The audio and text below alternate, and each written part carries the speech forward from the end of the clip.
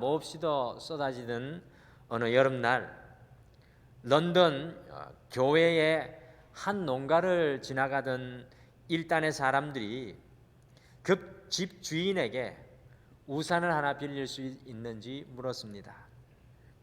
주인은 별 생각 없이 자신이 쓰던 우산 중에 다 부서진 낡은 우산을 하나 쓰도록 내어주었습니다.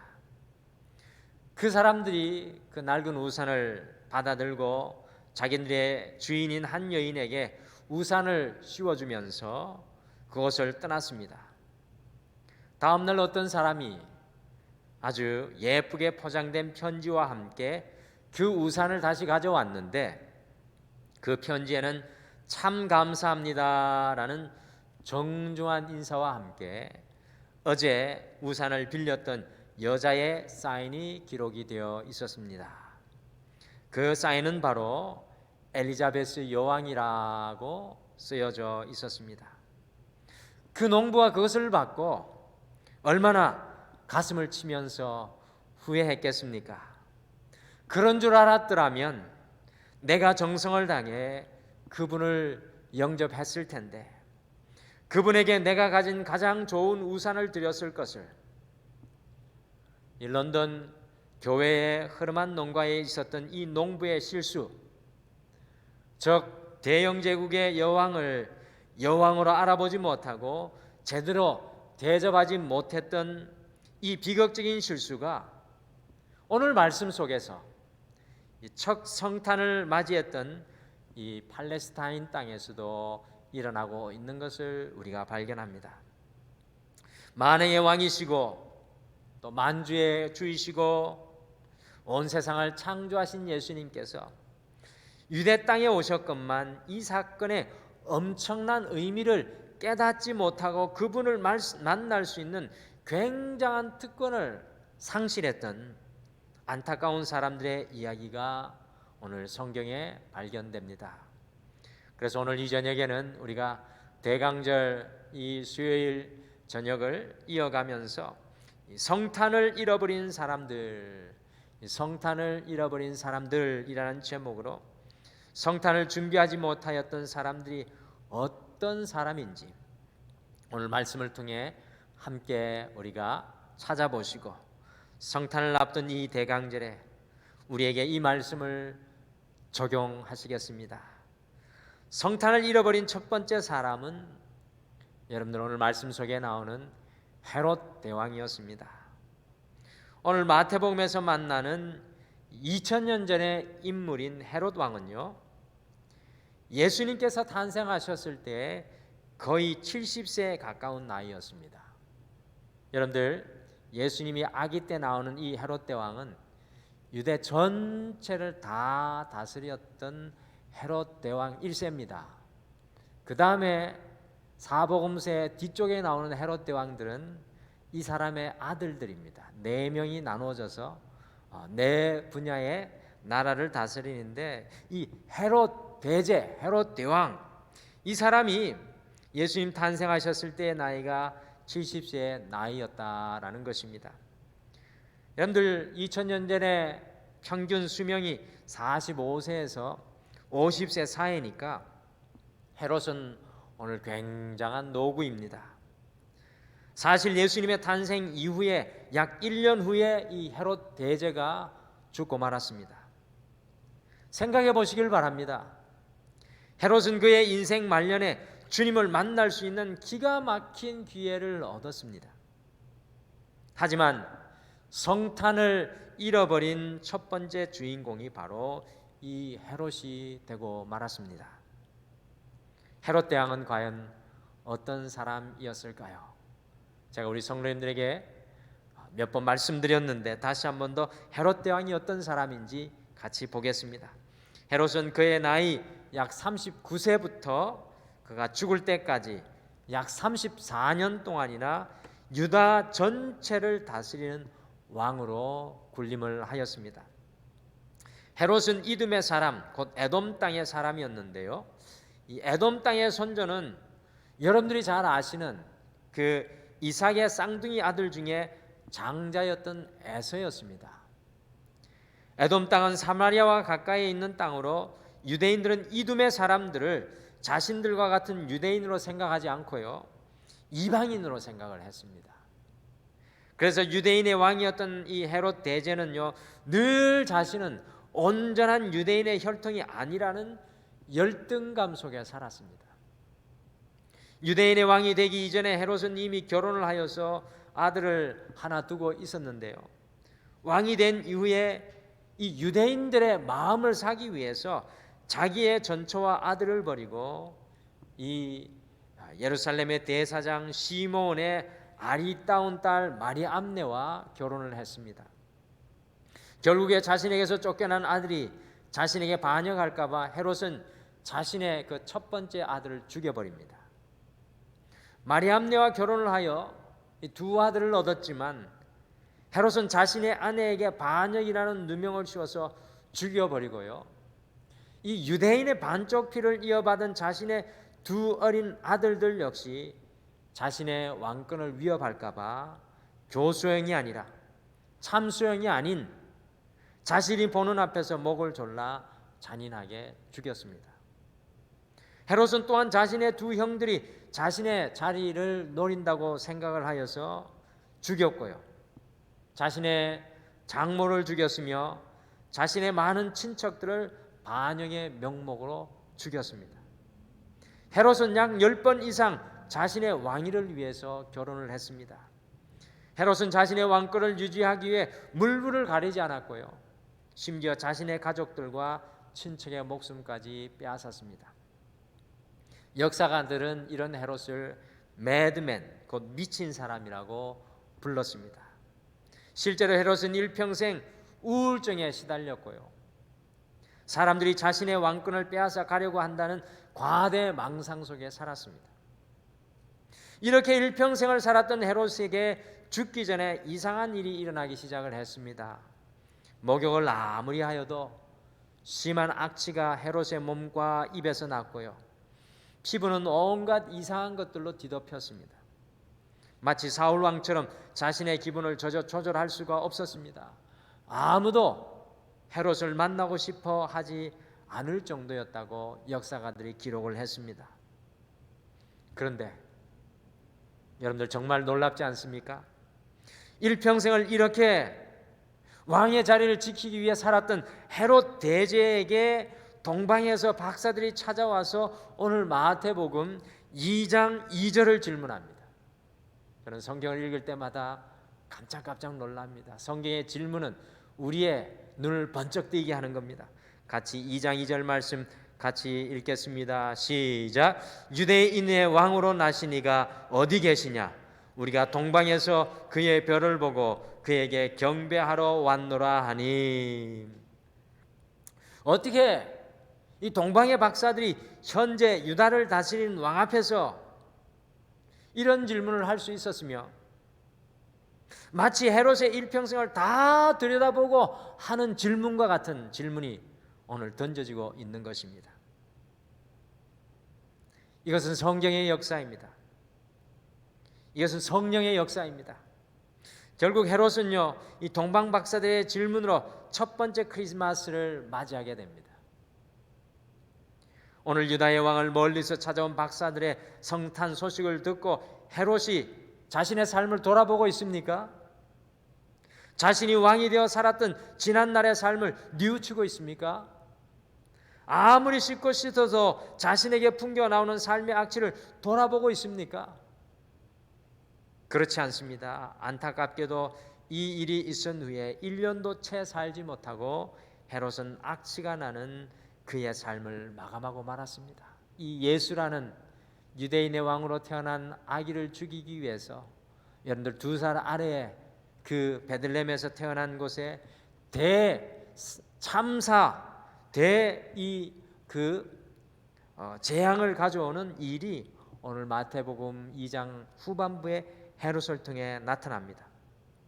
이 헤롯의 일평생은요, 자신의 왕위를 지키는 것이었습니다. 이것을 위해서는 자신의 사랑하는 아내도 자녀들도 가족들도 친척들도 아무것도 중요하지 않았습니다.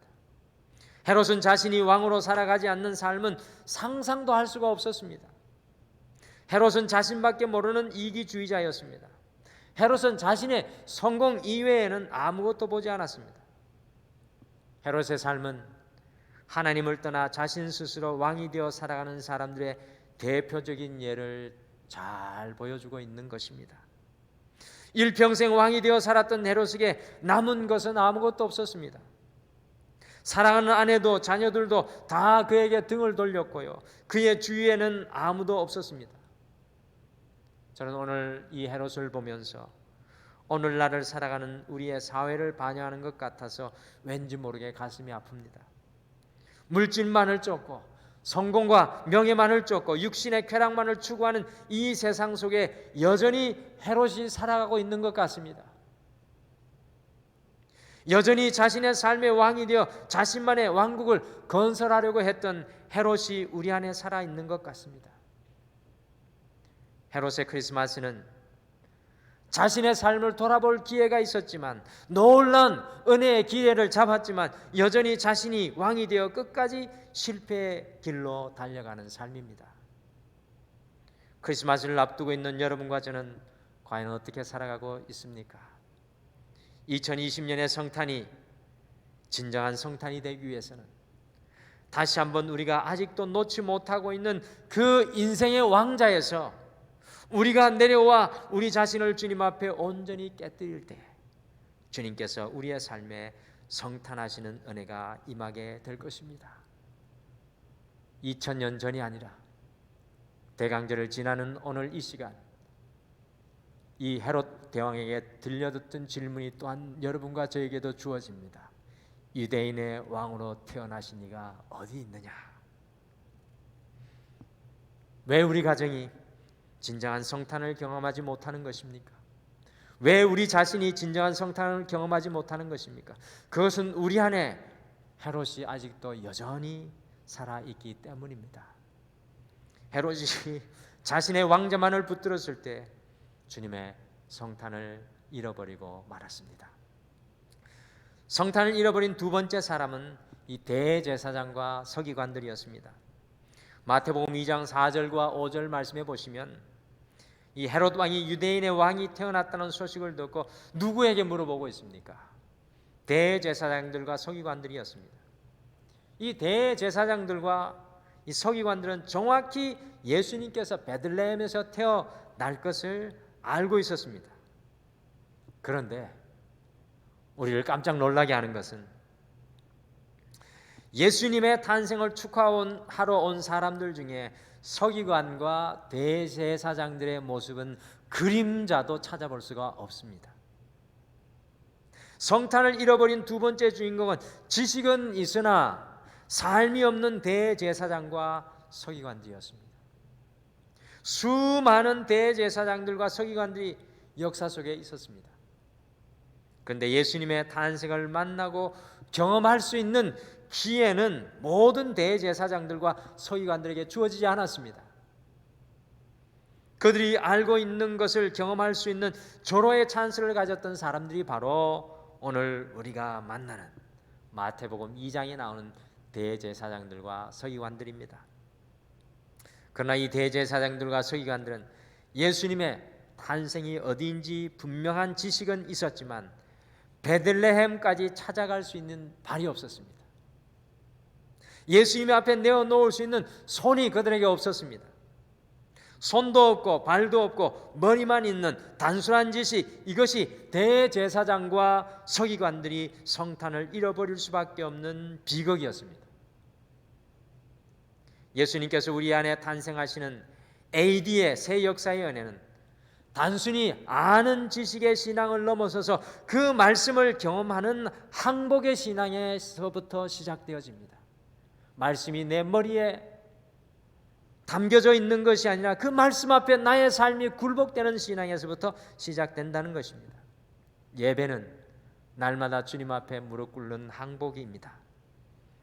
하나님께서 나를 지으셨으니 나의 찬양과 영광과 존귀를 받으시기에 합당하십니다. 나는 죄인입니다라는 항복입니다. 우리에게 진정한 이 항복의 사건이 있으십니까? 알기는 하지만 진정한 예배가 없는 사람들, 알기는 하지만 고백이 없는 사람들, 알기는 하지만 봉사가 없는 사람들, 알기는 하지만 섬김이 없는 사람들의 대표가 바로 이 대제사장과 서기관들입니다. 저는 이 두 부류를 보면서 제 자신을 많이 회개했습니다. 우리의 삶 속에 진정한 기쁨인 성탄을 경험하기 위해서는 머리의 신앙이 손과 발의 삶으로 표현되고 나타날 때입니다. 이 대강절 기간에 우리의 가정 속에 어떻게 성탄을 전하는 증인의 삶을 사시겠습니까? 머리로 하는 사랑에서 손과 발의 사랑으로 살아가십시오.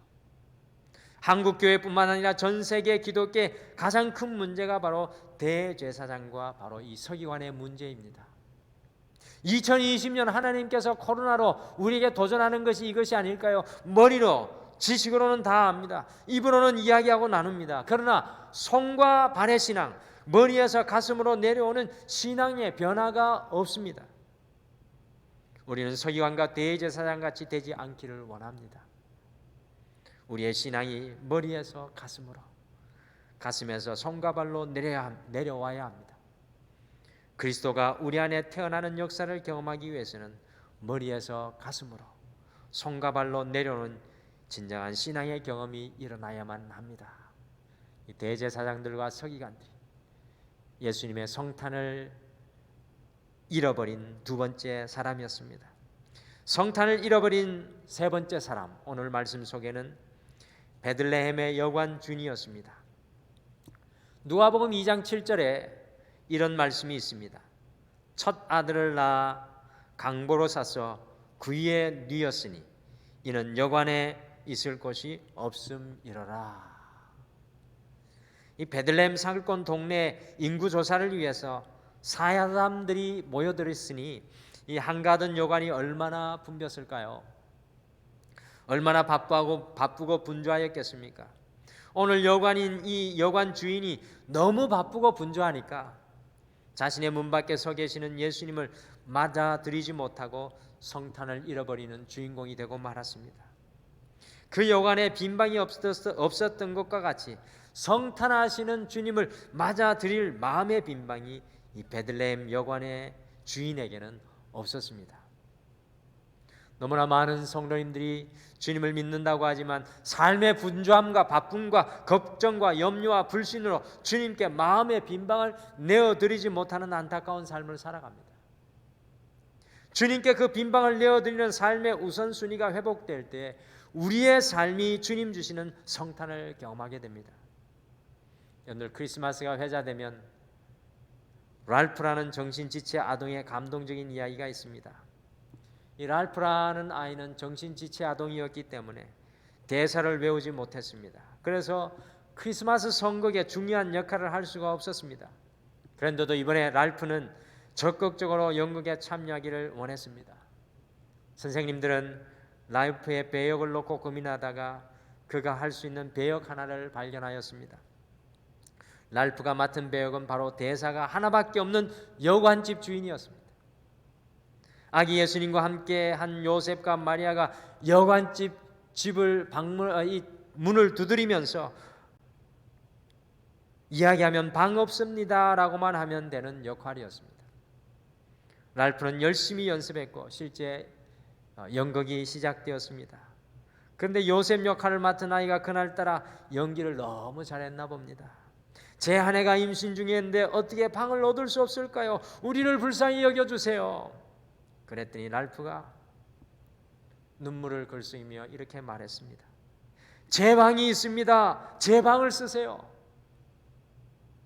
연극은 엉망이 되고 말았지만 랄프의 그 모습을 본 모든 사람들이 깊은 감명을 받았다고 합니다. 사랑하는 성도 여러분, 주님께서는 이 성탄에 우리의 마음의 문 밖에서 지금도 놓고 하고 계십니다. 그 주님께서 우리의 마음을 다시 내어드리는 성탄의 역사가 일어나기를 원합니다. 2000년 전 이 땅 가운데 오신 예수님은 온 세상을 위해 오셨지만 유다의 베들레헴의 작은 동네에 더 작게는 한 여관에 오셨습니다. 그런데 거기에서 거부를 당하신 예수님이 계신 곳은 짐승의 우리였습니다.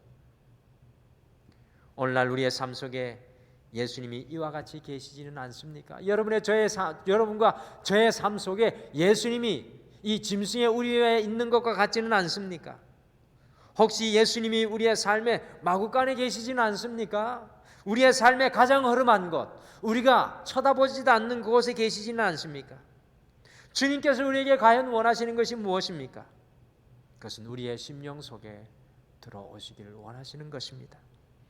그래서 요한계시록 3장 20절에서 이렇게 말씀하십니다.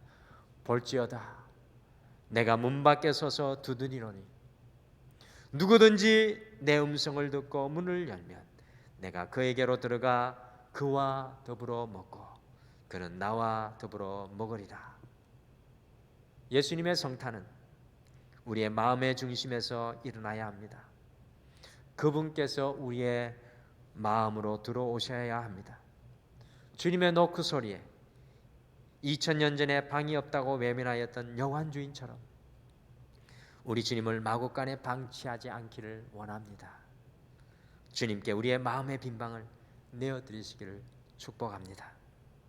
오늘 말씀 속에 성탄을 잃어버린 안타까운 세 사람, 헤롯 왕, 대제사장과 서기관, 베들레헴의 여관 주인을 발견합니다. 성탄을 잃어버린 이 세 부류의 사람을 보면서 우리의 마음속에 있는 헤롯이 깨어지고 서기관과 바리새인과 같이 머리에만 머물러 있는 신앙이 가슴으로 내려와 손과 발과 삶으로 표현되는 신앙이 되며 여관 주인처럼 예수님을 우리의 마음의 방 밖에 방치해 두지 않고 언제든지 우리의 마음에 주님께서 머물 수 있는 마음의 빈방을 내어드려서 우리의 삶 속에 날마다 성탄의 역사, 목자들이 감격하고 동방박사들이 감격했던 그 감격의 역사가 여러분과 저에게 날마다 일어나기를 간절히 축복합니다.